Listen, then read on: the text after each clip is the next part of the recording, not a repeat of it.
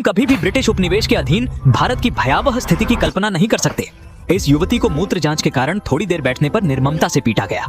सामने बैठे प्रेमी का गुस्सा उमड़ पड़ा। मूत्राशय कि उसे पीटा देखकर अंदर ही अंदर तिलमिला गया और वहीं बैठे बूढ़े व्यक्ति के हाथ डर के मारे कांपने लगे।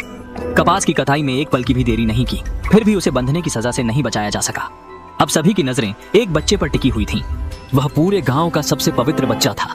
अगर किसी को पता चला कि वह लड़की है तो स्थिति अकल्पनीय हो जाएगी। सब मन ही मन प्रार्थना कर रहे थे कि कोड़ा उस पर न पड़े, लेकिन दुर्भाग्य से कोड़ा लड़की की पीठ पर पड़ा। बच्चे ने उंगली काट ली लेकिन एक भी आवाज नहीं निकाली। उसने दर्द को सहते हुए खामोशी से सह लिया। माँ दूर से देख रही थी, गुस्से में, लेकिन कुछ नहीं कह सकी। पिता ने राहत की सांस ली कि बेटी की पवित्रता बच गई। सभी को लगा कि लड़की बच गई, लेकिन वहां के गवर्नर रॉबर्ट ने एहसास किया कि कुछ गड़बड़ है। उसने अपने लोगों से पूछा और सबने इसे लड़का बताया, लेकिन उसकी मुलायम पीठ पर उसे शक हुआ। रॉबर्ट ने घोड़े से उतरकर लड़की का अनुसरण किया। लोगों की सांसें तेज हो गईं। उसने आतंकित हाथों से उसे पकड़ा और उसकी मुलायम त्वचा पर उसका वश नहीं चला। अंत में लड़की सहन नहीं कर सकी और अपने परिवार को पुकारा। एक मनोहर युवती थी। आज की आमदनी संतोषजनक थी। जब उसने लड़की को अपने साथ ले जाने का निश्चय किया, मां ने गांव के मुखिया के पास जाकर प्रार्थना की कि उसकी किशोरी को छोड़ दे। यह बहुत बच्ची है, इसे बर्बादी की ओर धकेला नहीं जा सकता।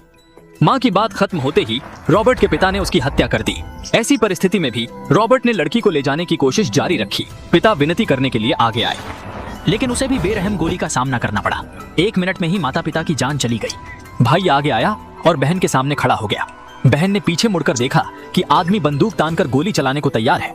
वह नहीं चाहती थी कि भाई की जान बेकार जाए, तो उसने भाई को धक्का दे दिया और भयंकर के साथ जाने के लिए राजी हुई। गांव वाले सब कुछ देख रहे थे, पर कोई भी विरोध करने का साहस नहीं दिखा पाया। उन्होंने पहले से ही बाहरी प्रभाव के तहत जीना सीख लिया था। रॉबर्ट के पिता जनरल जीहा उनके जीवन पर शासन करते थे। 1947 का भारत ब्रिटिश शासन के अधीन। युवा लड़कियों को अपहृत कर लिया जाता था। जहां वे बच सकते थे, वे ब्रिटिश सेना से बचने का प्रयास करते रहे। गांव में सख्ती से काम कराया जाता था। हर किसी को बिना किसी छूट के 12 घंटे दैनिक कार्य करना पड़ता था और थोड़ी ढील मिलने पर कठोर दंड दिया जाता था।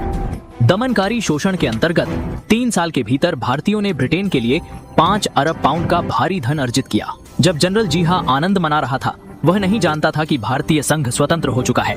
ब्रिटेन ने लंबे समय से जारी भारत पर उपनिवेश समाप्त कर दिया था, लेकिन यह गांव बाकी दुनिया से कटा हुआ था। डाकिया स्वतंत्रता की खबर मौन कर दी गई और लड़की को रात में वापस भेजा गया।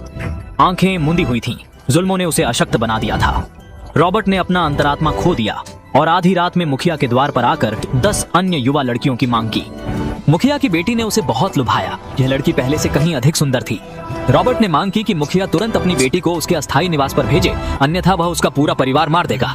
मुखिया कैसे अपनी बेटी को इस वहशी के हवाले कर सकता था? उसने कठिन निर्णय किया। पिछवाड़े में उन्होंने एक गड्ढा खोदा और अपनी बेटी को वहीं जिंदा दफन कर दिया। लड़की का भाग्य उसे बचा लेने वाला था। जब दीवार के पीछे की उसकी दोस्त पाल्मा ने सुरंग बनाकर उसकी मदद की। एक कदम बाद मारिया ऑक्सीजन की कमी से मर जाएगी। रॉबर्ट के पंजे से बचने के लिए मारिया को बचाना पर्याप्त नहीं है, इसलिए उन्होंने रॉबर्ट की अलमारी में मारिया को छिपाने का एक तरीका सोचा। ऐसा नहीं है कि एक अच्छी कहावत है कि सबसे खतरनाक जगह सबसे सुरक्षित जगह है, लेकिन उन्होंने इसके बारे में कभी नहीं सोचा था। रॉबर्ट की तीव्र गंध संवेदना ने महसूस किया कि अलमारी खुली है और देखा कि देवी वही थी जिसके बारे में उसने सपना देखा था। ऐसा प्रतीत होता है कि ग्राम प्रधान वास्तव में सड़क पर था और वह अपनी बेटी को स्वयं सौंप सकता है। जब रॉबर्ट गर्व महसूस कर रहा था तो लड़की उस पर हथौड़ा मारने के लिए आई। ये पहली बार था जब किसी महिला ने उसे पीटा था। रॉबर्ट इतना क्रोधित हुआ कि वह एक बड़ा कांड पकड़ने गया। हेल्मा इस गति से पीछे हट गया और बार बार पीछे हट गया। रॉबर्ट ने परमा की गर्दन पर कदम रखा और परमा एथलीट के पैरों के नीचे लगभग मर गया। आलोचनात्मक क्षण में परमा ने रॉबर्ट के कुत्ते के एक पैर को चाकू से काट दिया, बुद्ध को उठाया और आकाश से गिरा, जिससे इस दानव को घातक झटका लगा। दूसरी तरफ जीहा को नहीं मालूम था कि उसका बेटा नहीं रहा। स्वतंत्रता की खबर को छिपाने के लिए उसने एक नौकर की जीभ काट दी, जिसने खबर सुनी थी, भले ही वह गांव वापस आ गया हो। न ही मैं सभी के साथ स्वतंत्रता की अच्छी खबर साझा कर सकता। इस समय परमा शरीर को जंगली में सामूहिक कब्रों में चुपके से ले जाने में व्यस्त था। इस दृश्य को एक ग्रामीण ने खोजा और जीहा के बेटे को मारने की हिम्मत की। यह भालू के दिल और तेंदुए के पित्त को खा रहा था और उसने गांव के सभी लोगों को इस बारे में बता दिया। क्या संयोग है, जीहा वहां से गुजरा। जब बदमाश को पता चला कि उसके बेटे को अछूत ने मार दिया है, तो बुरी आत्मा का शरीर स्वतंत्र हो गया। गांव के सभी लोग अपने बेटे को दफनाने के लिए आशा आएंगे। शेरिफ अपराधी को शैतान द्वारा मौत से बचने की कोशिश करता है और पूरा गांव फिर से हलचल में है। वह हत्यारे की खोज करता है। अगर हत्यारा 2 मिनट में नहीं दिखाई देता तो वह सभी को नुकसान पहुंचाएगा। वास्तव में 10 सैनिक हथियारों के साथ हैं और एक गांव में 200 से ज्यादा लोग हैं। एक सैनिक को किसी व्यक्ति की शूटिंग और गोली लोड करने में 10 सेकंड से ज्यादा समय लगता है। ये ग्रामीण इन दुश्मनों को नियंत्रित कर सकते हैं, पर उनके पास हिम्मत नहीं है या वह परमा से बचने का साहस नहीं रखते हैं। लड़की बदमाशों का सामना करने का नाटक करते हुए उसकी आंखें खुली हुई थीं, दांत भिंचे हुए थे और परमा को बोलने का मौका देने से पहले उसे बेहोश कर दिया गया और एक लकड़ी के ढेर से बांध दिया गया। दूसरा यह है कि इस गांव के प्रधान की बेटी उसे उबलते पानी में विसर्जित करके मार डालना चाहती थी। ग्रामीण इसे सहन नहीं कर पाए। एक वृद्ध व्यक्ति उठा और कहा कि बदमाशी के बेटे ने उसकी हत्या की। तब एक वृद्ध महिला खड़ी हुई और कहा कि वह भी इस हत्या में शामिल थी। इसके बाद और भी अधिक लोगों ने कहा कि उन्होंने बदमाशी के बेटे को मार डाला और बदमाशों को उनकी बकवास नहीं सुननी थी। उन्होंने वृद्ध व्यक्ति को मुक्का मारा। अगर उनका बेटा मारा गया तो उन्हें गांव के सभी बच्चों को पहले प्रभावित करना होगा। ग्राम मुखिया अब कायर नहीं था और उसे रोकने के लिए आगे आया, लेकिन सिर में गोली मार दी गई।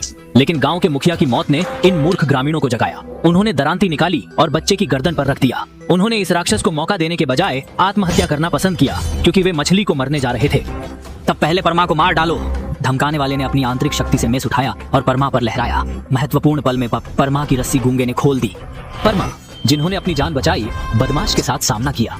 हालांकि परमा सख्त था, लेकिन परमा लचीला था और शक्ति संबंधित नहीं। लड़ाई के 300 राउंड के बाद उसने महसूस किया कि वह धीरे धीरे हार रहा है और उसने अपने आदमियों को तेजी से सभी ग्रामीणों को मारने का आदेश दिया, लेकिन कोई हलचल नहीं हुई। मुड़कर देखते ही उनके सभी आदमी ग्रामीणों के दरांती से अपने गर्दन पर रखे गए थे। उस क्षण बदमाश ने उनसे दया की अपील की। उन्होंने कहा कि भारतीय संघ पहले से ही स्वतंत्र था और वे सभी मिलिशिया को छोड़ देते हैं जब वे खुश थे, लेकिन आखिर में उन्होंने ड्रग आतंकवादियों की कहानी को समाप्त कर दिया। मैं